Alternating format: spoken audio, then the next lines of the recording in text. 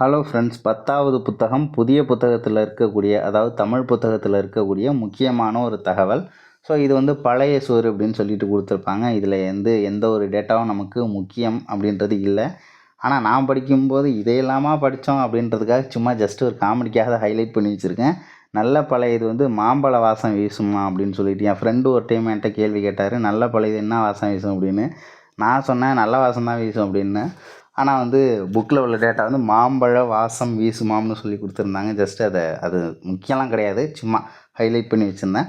இருந்தாலும் அடுத்து வரக்கூடிய மேற்கோள்ன்றது நமக்கு ரொம்பவே முக்கியமானது.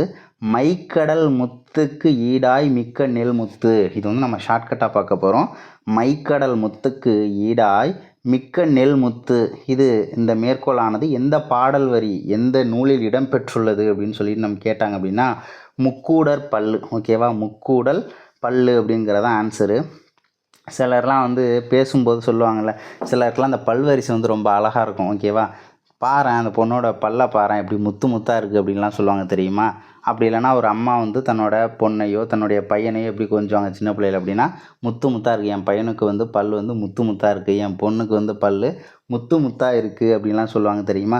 ஸோ இப்போ முக்கூடர் பல்லுங்கிறத ஞாபகம் வச்சுக்கோங்க. பல்லு அப்படின்றதே உழவர்கள் தான். ஓகேவா, பல்லுன்றது எதை குறிக்குதுன்னா உழவர்களுடைய வாழ்க்கையை குறித்து கூறக்கூடிய ஒரு நூல் தான் பல்லு அப்படிங்கிறது.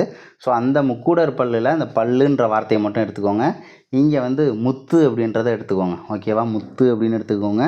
பல்லு வந்து முத்து முத்தாக இருக்குது அப்படின்னு சொல்லிட்டு என்ன பண்ணலாம், நம்ம வந்து ஷார்ட்கட்டாக ஞாபகம் வச்சுக்கலாம். பல்லு எப்படி இருக்குது, முத்து முத்தாக இருக்குது அப்படின்றத நம்ம ஞாபகம் வச்சுக்கலாம். தேங்க்யூ.